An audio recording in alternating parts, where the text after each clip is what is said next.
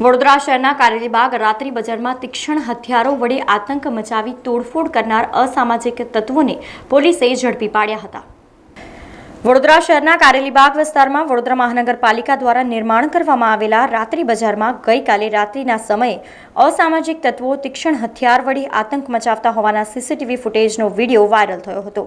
તોડફોડના દ્રશ્યો બાદ હરણી પોલીસ આ મામલામાં તરત એક્શનમાં આવી હતી, જ્યાં પોલીસના ઉચ્ચ અધિકારીઓ પણ રાત્રિ બજાર ખાતે દોડી ગયા હતા। સમગ્ર મામલે પોલીસે આરોપીઓની અટકાયત કરી છે, ત્યારે આજે આરોપીઓને મેડિકલ ચેકઅપ માટે સરકારી દવાખાના ખાતે લઈ જવામાં આવ્યા હતા, જે બાદ પોલીસ દ્વારા આરોપીઓની સત્તાવાર ધરપકડ કરવામાં આવી હતી। પોલીસની આ કાર્યવાહી અંગે ઇન્ચાર્જ નાયબ પોલીસ કમિશનર અભિષેક ગુપ્તાએ માહિતી આપતા જણાવ્યું હતું કે પાણીપુરીની લારી ઉપર પૈસા બાબતે રકઝક બાદ મામલો ઉગ્ર બન્યો હતો, જેમાં પાર્લરમાં તોડફોડ કરી 700 રૂપિયાની લૂંટ કરવામાં આવી હતી। તેનો ગુનો નોંધી આરોપીઓને ઝડપી પાડી આગળની કાયદેસરની કાર્યવાહી હાથ ધરવામાં આવી છે। અમે લોકોએ અલગ અલગ વિવિધ ટીમો બનાવી, જેમાં ડીસીબીનો સ્ટાફ હતો, ઝોન 3 ઝોન 4ની એલસીબી સાથે હતી અને તથા પોલીસના ડી સ્ટાફની અલગ અલગ ટીમો બનાવી ટેકનિકલ સર્વેલન્સ અને હ્યુમન ઇન્ટેલિજન્સ ગેધર કરી અને ગણતરીના કલાકોમાં તમામ આરોપીને પોલીસે સમયસર પકડી પાડેલ છે તથા ફરિયાદીની વિગતે ફરિયાદ નોંધવામાં આવી છે। જરૂરી યોગ્ય બીએનએસ અંતર્ગત કલમો લગાવીને કાર્યવાહી હાથ ધરવામાં આવી છે। સાહેબ, આરોપીઓ કેટલા પકડાયા છે? શું નામ તેમનું? ક્યારે જે લોકો?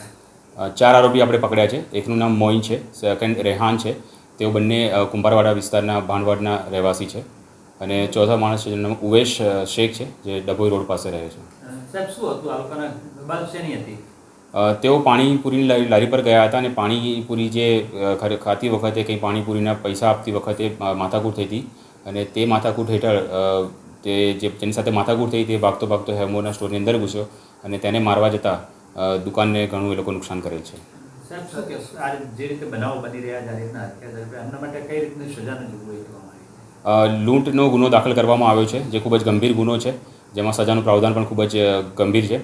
તો પોલીસે કડકમાં કડક કાર્યવાહી કરી છે અને જે તપાસ કરવામાં આવશે તેમાં પણ એકદમ વ્યવસ્થિત તપાસ કરવામાં આવશે કે જેથી એ લોકોને 100% કન્વિક્શન થાય। જે આજે 3 જણા છે એમાંથી એક જણ છે એ કાર વોશનું કામ કરે છે, એક ફેબ્રિકેશનનું કામ કરે છે અને બાકી એવી છૂટક મજૂરી અને નાના મોટા કામ કરે છે। હા, રિહાન કરીને એક માણસ છે, એનો કારેલીબાગમાં અને ગોરવામાં ગુના દાખલ થયેલા છે અને હજુ પણ ઊંડાણમાં પોલીસ તપાસ કરી રહી છે, જેથી અમે વધુમાં વધુ સખ્ત કાર્યવાહી કરી શકીએ। જૂના ગુનાને ધ્યાનમાં રાખીને પાસાવાળી પરની જે પણ અમારી કાર્યવાહી કરવાની થતી હશે એ અમે જરૂરથી કરીશું। સમાચારોના સતત અપડેટ માટે TNN ન્યૂઝને YouTube પર સબસ્ક્રાઇબ કરી બેલ આઇકોન પ્રેસ કરો અને અમારી સાથે જોડાયેલા રહો Facebook, Instagram અને Twitter ઉપર।